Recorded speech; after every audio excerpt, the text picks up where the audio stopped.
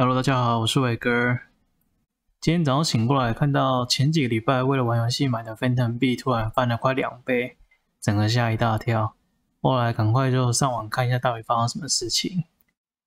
发现那个币价是从大概前天开始涨，前天才 1.1 而已，然后这2天就涨到了2，现在在录的时候还一直在突破新高。然后也趁这个机会跟大家分享一下如何在网络上查询比较正确的资料。比较常用的网站是链稳这个网站，那我要找 Phantom 嘛，我就在搜寻这个栏位打上 Phantom 之后，它就会出现关于 Phantom 的相关文章。那这种比较快的消息的话，基本上是在快讯这个分类。点进来之后呢，在1小时之前就文章说，Phantom 现在已经锁仓量已经到了80了，那有可能就是这个锁仓引起的，可能什么 DeFi 新的功能出了。那我们就来看一下文章在说什么。文章里面说 Phantom 的锁仓额一天增长了 139%。AnySwap 在之前的影片有提到，它是一个跨链的工具，它可以将你的不同链的资产都跨到 Phantom 链上来。那 GasFinance 这个之前在 Phantom 链还没看过，所以这个应该是这2天推出的新功能。那接下来跟大家介绍一个网站叫 DeFi Llama。DeFi Llama 这个网站是一个蛮好用的工具，它可以看到所有链上 DeFi 功能的项目，它现在的总锁仓量是多少。目前总锁仓量前10名大部分都是在以太坊的 DeFi。那我们现在的话来看一下 Phantom 链上的排名Phantom 链上的锁仓量的话，主要是靠 AnySwap 跟这个 GasFinance 嘛。那在 DeFi Llama 确实来看也是那这个 One Day Change AnySwap 的话，今天多了 100%， 那这个 GasFinance 更厉害了，多了快 300%。然后它7天 Change 是没有，表示说它是还没有这个资料，所以它就是这7天里面才出现。那在看 GasFinance 的介绍之前，来看一下这个图这个还蛮猛的FTN 的锁仓量的话，这2天它是呈一个直线上升，这个大概是90度了吧，直接从30亿直接飙到今天的80亿。GasFinance 的叙述是说，它是一个去中心化的、没有人监管的市场，一个 protocol。那这个我也看不懂他在说什么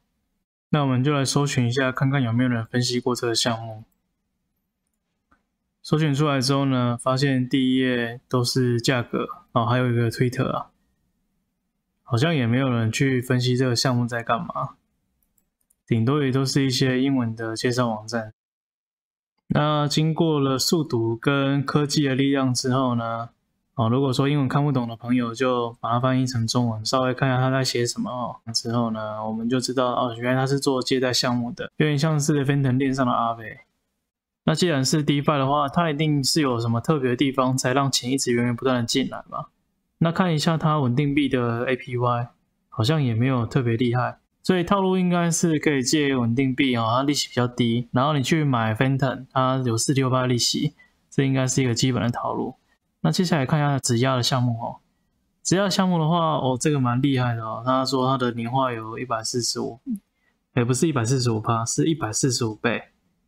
，14500%所以这个质押的话也是蛮强的大概新的币农场币都是这样，一开始会有很高的 APY 来吸引大家去买它的币。一般农场币它的年化会一直随着时间慢慢掉下来，所以它早期的年化有些更夸张，可能到几千倍也有可能，可是那个都是有风险的它的风险就在于说，当大家去提供流动性之后，然后你拿到一些币之后，你通常不会真的握在手上，你应该是拿到奖励之后就马上把币卖掉。所以虽然你有可能放了质押，然后领到很多那些币，可是那些币呢，可能一开始10块钱，等到你质押放了3-5天之后，最后只剩下2-3块钱。所以其实就算是你一开始拿到很多币，可是到最后你要卖的时候价格一直掉下来的话，其实意义也不大那这边就是我早上放了一点试试看到底有多厉害